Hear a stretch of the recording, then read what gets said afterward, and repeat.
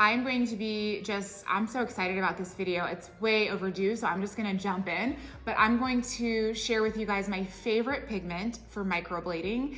And it's been something I've been using for over a year, and I'm obsessed with it after trying lots of things over the last couple of years. And I know a lot of permanent makeup artists struggle with retention and then getting color and inks that are going to last and look amazing as they age. So that's something that I really would love to help you with. I'm gonna be swatching out the colors and giving you all the pros and cons behind the Tina Davies I Love ink line. And I'm also gonna share with you my tips and tricks on using the line and kind of the colors I like and don't use very much. Everything you need to know to use this line with success. So with that being said, let's go ahead and jump into our video. All right, so as we prepare to get all of the Tina Davies ink colors out, and I'll give you my tips and tricks, I do want to give you a little bit of backstory. I started microblading in early 2016, and the ink line that I used when I first started was LI Pigments, and I purchased those from Girls Ink, or there's a bunch of suppliers. I'm pretty sure you can get them lots of places now. But I really did love that ink line, but I noticed some problems down the road, which again, I'm not here to bash the ink line. I think it's a great brand, and I think it has amazing qualities, and I know people get amazing results. So there's nothing wrong with LI Pigments. But what I found over time was there were several colors or configurations in specific cases. It had to do with like certain skin tones and stuff like that, where I would get a little bit unpredictable results, and not right away. Definitely not like within the first couple of months or even 6 months or 12 months. So for a while, I thought that everything was going great. I would do my annual touch-ups and they still looked good. But where I started to look elsewhere was I would get my clients that would maybe get pregnant, or they just had their brows lasted a really long time, and so they'd have something happen. A lot of them would move, so they'd go over the normal 12 to 18 months where I would normally be touching people up with microblading. And so I finally got to see some of them around the 18 to 24 month mark, and then some beyond. And that's when I realized that some of the colors weren't aging the best, and they were beginning to fade, no doubt. So for sure, if someone wanted to keep microblading, they would want to get it touched up regularly, right? Like every year, year and a half or so, maybe even every 2 years if they have great retention. But so that's not to say that their brows should have looked amazing at that point. However, the color would fade kind of pink. There were several colors that were fading way too like salmon-like for me. And then like unpredictable warmth. So even in cases where I would barely use any modifier, I was kind of getting a little bit of unexpected results. So that's the first reason I started to look elsewhere.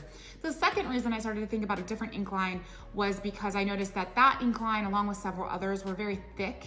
And I felt like they had like a lot of like filler, or something about them just didn't seem very concentrated. And so I wanted to see if I could find something that would hold its color a little bit longer. And so then enter the Tina Davies I Love ink line, which I feel like I should mention that I have no affiliation with the ink line. I don't get paid or anything for talking about it. So yeah, no incentive there for me to share this with you guys other than that I want to help you. So when that ink line came out, I was really excited about using it. I actually had taken a class with Tina, who is amazing. And she also did my eyebrows with the colors that she was working on formulating at the time. So one appointment of blade and shade, no touch up, none needed. I didn't get my brows done again for almost a year and a half, which is a testament to the ink line and also Tina's incredible talent. So thank you, Tina. But that was enough for me to be sold. So as soon as she came out with this, I think it's been about a year and a half, I was like first in line to make the purchase, right? To try the I Love ink line, and never looked back. So we use it in all of our studios, and I give it to all my students in their kits. I just can't recommend it enough. A good product is a good product. So it wouldn't matter to me what it cost. I don't care about the politics of the ink. I feel like I see a lot of drama on Facebook and stuff with inks and different companies, and everyone feels very passionate about the one that they love. I'm just here to give you the information and tell you what I've seen with all of our clients. So for reference sake, so you know, we have a large sample size. We use it at 2 different studio locations, and we have around, I think, 5 or 6 artists now between our 2 locations. And then I also teach at least like 1 class in person a month where I'm giving out the kits. So at this point, well over 100 students that I've taught that I've given the kit to that are still using it. So probably thousands of sessions at this point in the last year and a half, just from our in-house clients. With 0, and I do mean 0 unpredictable results. So Not once have I used it and followed the wonderful nifty color chart that comes with it and had any sort of unexpected outcome. So I'll insert a photo at some point here of what the color chart looks like when I'm swatching them for you. But just again, wanted to offer you some context as we're going through this video so you know that I'm coming from a perspective of using them for a long time on a lot of people. So with that being said, I'm gonna swatch them for you, but I do wanna share with you my tips and tricks. So our first tip. While I love all of the colors, there are going to be some that you don't use. So if you're thinking about buying the kit or buying them individually, the kit's gonna come with shading solution. So if you don't use shading solution, whether it's because you only microblade or when you do combo or powder brows, you're not diluting your color, then you're not gonna need the shading solution. So you can skip that if you want. I've also found that the blonde color has very limited use. So it's not so much that it's not a good color, it's a great color. It's just very light. So my first tip for you is going to be to use the blonde carefully. You know, worst case scenario, it's too light and you just make it darker. So it's not the end of the world, but I do want you to know that in most cases, if you use the blonde on someone, unless they're incredibly fair, like super fair, with really blonde brows, and they don't get very tan ever, it's probably gonna be too light in the long run. Which again, is not a bad problem to have because you can make it darker, but I did wanna offer you that one tip that most likely when you're working on blondes, you're gonna wanna mix that blonde color with medium brown or ash brown or something to kind of deepen it a little bit. Or frankly, if you can get someone who's really comfortable, just using the medium brown on blondes works perfectly for a nice soft brown, and it lasts a really long time. So that's my tip for you on the blonde. My next tip for you is the gray. While it's a beautiful color, it's a very cool down brown color. So there's no warmth in it. That's kind of how I look at that gray color. While that's beautiful, it's only really gonna work, in my opinion, on people with like darker salt and pepper gray hair. I have yet to be able to use it on someone who has what we typically see with gray hair, which is like more silver or white. They usually want a lighter color. And so trying to use the gray on them, I have found is just, it's too much. It's always like a dark, cool brown, and they don't want that. So I have only used it maybe 2 to 3 times, and it was the perfect case. Again, someone who wanted gray eyebrows with salt and pepper hair, and it worked out beautifully. But for the average gray haired person, I find they either don't want gray brows or they want something lighter, so maybe more ash brown or one of the other colors in the line will work much better. So do keep that in mind when you're experimenting with the gray. All right, the next tip that I wanna share with you guys is what to do for redheads. So I find that the medium brown is nice and warm for most redheads. The majority of my redheads don't actually want red eyebrows. So we're either looking at like a medium brown, which we can deepen a little bit if we need to with a bold brown or a dark brown, or maybe we mix the medium brown with blonde to get like a slightly warmer blonde color for like my strawberry blondes. So you can do redheads with just the original line. However, you might find that people want a more true red, which is awesome because Tina came out with the Sunset line, which has 3 redheaded type colors, just warmer colors. You can use them by themselves, or you can use them to warm up the colors in the original line. So I highly encourage you buy them. I don't have them with me today for today's video, so I won't be swatching them, but they swatch beautifully and they're pretty easy to use and very close. So it's not like you're gonna have a hard time using those. But that's how I would handle your redheads that come in. All right, the next tip that I want to share with you, and probably the biggest thing, is that you need to make sure you're following the color chart. So she has created this amazing color chart. It's the reason why I give it to all my new students. Besides the fact that it's an amazing color line that lasts and works great, it truly is simple and easy to use when you're learning color theory. So as a new artist, I don't know how many of you can relate, but I just really struggled with color selection and mixing and looking at skin's undertones. And so if you are like that, even if you're experienced and you just wanna take the stress out of it, getting this color line is going to do that for you because it literally is done. You just have to follow the chart. As long as you do that, you are going to be covered. So that is probably my biggest pro in using this ink line. But I do want to add that I'm saying this now as a tip to make sure you don't deviate. So make sure you're assessing the skin tone of your client, and then make sure that you're picking the color based on that. That means that if somebody comes in and they are, for example, pink is a skin tone you have to be careful with, and they have very pink tone rosy skin, but they're asking you for ebony, you're gonna need to look at the color chart and you'll quickly see that they're not a candidate for ebony based on the color chart. don't assume or think that you can make an exception because it's what they want. There's a reason why she has them not listed under that category, and that's because you're gonna get very purpley, cool tone results when you try to mix red and black, right? You're gonna get like a purple color. So there is a good reason why people are assigned the right categories, and you need to follow them. So if it says that a beige skinned person can only have these 4 colors, those are the only 4 colors you can use, and you just have to explain to your client that it is about protecting them and making sure that they don't get unexpected results. All right, moving on. My next tip, always swatch the colors on your client's forehead. So never assume that you can tell what the color is from the chart or just looking at the bottle, and don't ask your clients to assume either. It's really hard to tell. So always swatch on their skin so you can see what it really looks like. Sometimes the color chart will make sense and you think you got the right color, and then just something about it when you swatch it doesn't sit right with you or your client. Listen to your gut instinct there and pick a different color. But I highly encourage you to swatch them. My next tip for you though is on that note. Make sure that when you swatch them, you're having them try to evaluate them relatively quickly. You don't want to spread the ink on their skin and then wait 30 to 60 to 90 seconds and keep talking about it and ask them to analyze that color, because you're going to notice the color changes as it dries on the skin. And that is, at that point, you're no longer looking at its true color anymore. For example, if you swatch ash brown and you let it sit on their skin for 5 minutes, it's going to look like dark brown. Like, it doesn't look like it's real color anymore. So that means you're going to need to re-swatch. If you and your client are still contemplating, continue to swatch wet color so that you can make the right decision. All right, moving on, I have another tip for you on this ink line. She has made lots of blog posts about this. It's been well talked about in the community, so you could probably find other content about this subject, but the colors in this ink line are always gonna look a little bit warm. Maybe not right after. Sometimes it's in your right after photos, but a lot of times clients are gonna call you the next day or the day after that and say, hey, I love the color when I picked it out or when I left, but it looks reddish brown now. That is intentional and temporary and totally okay. So you can explain to them why, and Tina definitely has long blogs on that, but you wanna make sure that you let them know that that's okay so that they don't freak out. I just pre-warn my clients.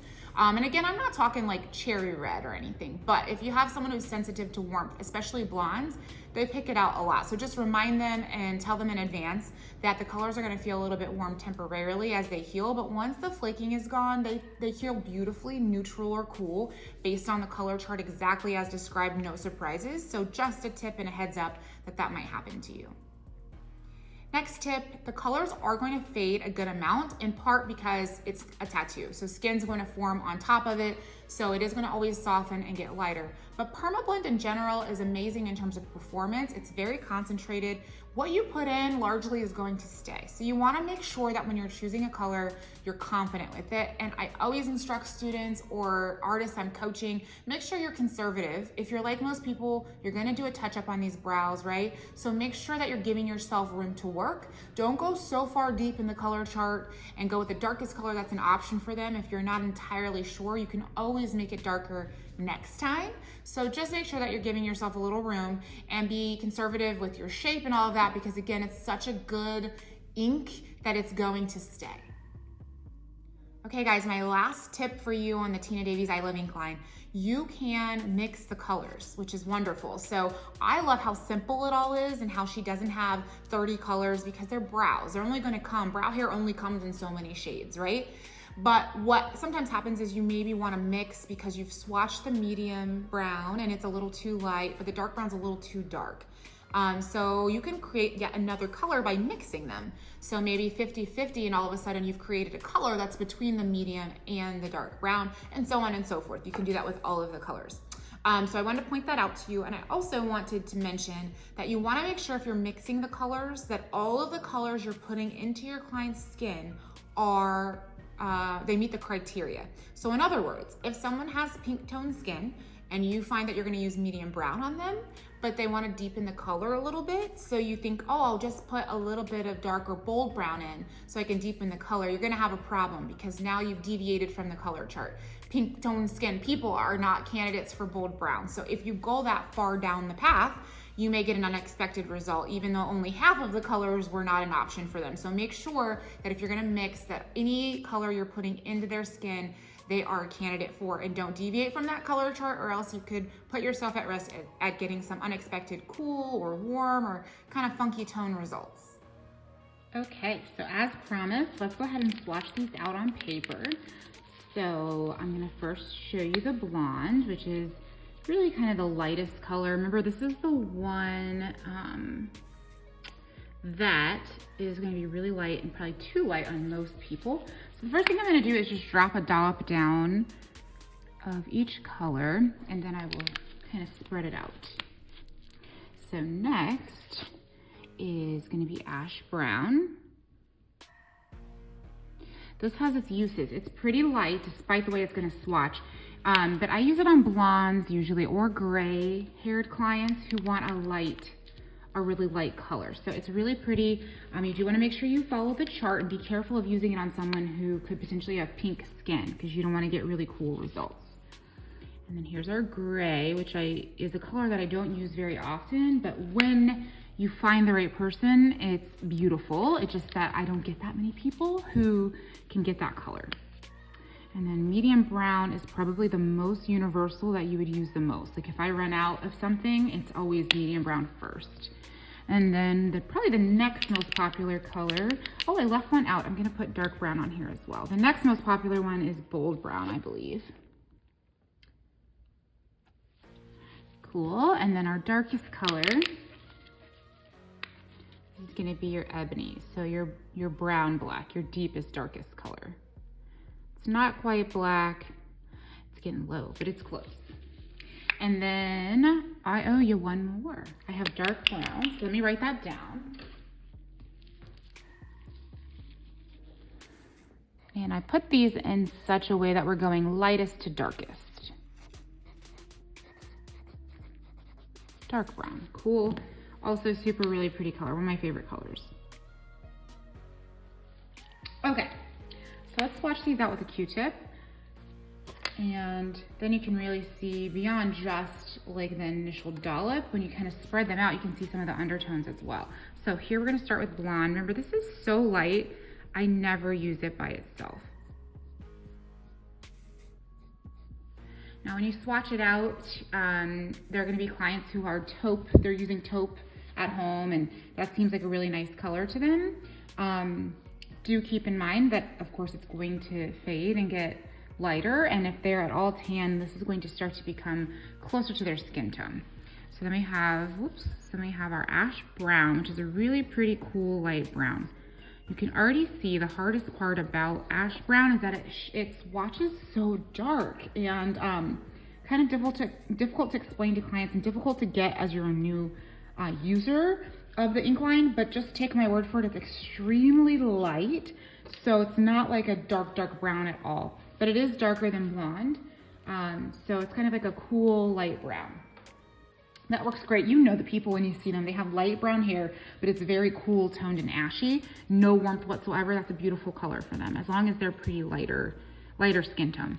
And then here's the gray that we don't use very often, just because I don't get enough people that would fit in this category where they want gray brows and they have gray hair, but they don't want them to be light. So if they want really light, soft gray, this is not going to be it. You're going to want to go back towards ash brown or mixing the blonde in some way, but it's definitely not a light gray. Great for salt and pepper, dark gray though. Medium brown, which is, I just said, is kind of our most popular color, is very universal. Works great on blondes who want a light brown. Of course, the average brunette who's in the medium brown family. And then even like a darker brown person, darker brown haired person who doesn't want their brows to be too dark, maybe wants them lighter than the rest of their hair.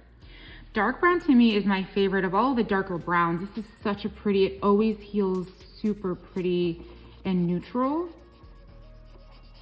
So it is gonna be a decent amount darker than your medium brown. I'm gonna turn my light down just a touch and see if that helps you guys see a little bit better. But that's also really pretty. When in doubt, just follow the color chart. So until you get to know the color line, the color chart is so helpful. And then we're gonna go in to our bold brown, which is really the darkest color until you get to brown black. Most people notice the warmth in this, which is intentional. It doesn't heal like a warm brown at all. It's just this really rich, chocolatey brown. super pretty. And then the last color is gonna be your ebony. So this is the darkest color. This is your brown black. It's not quite black, but it's close. And you're only gonna use this on someone who wants the appearance really of black eyebrows. So really, really dark. As you can see, there's a huge discrepancy between bold brown and ebony.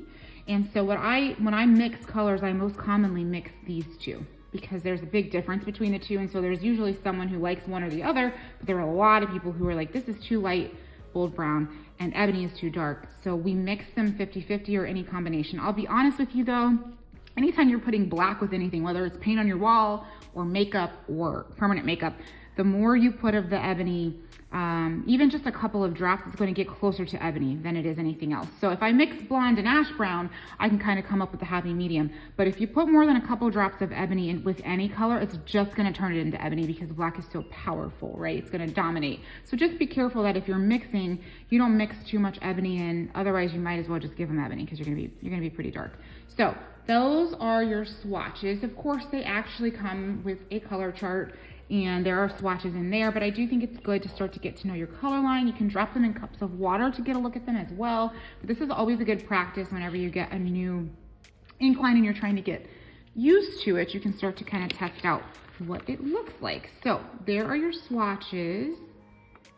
And then I'd be happy to answer any questions you guys have over like the undertones and things like that, and kind of my tips and tricks.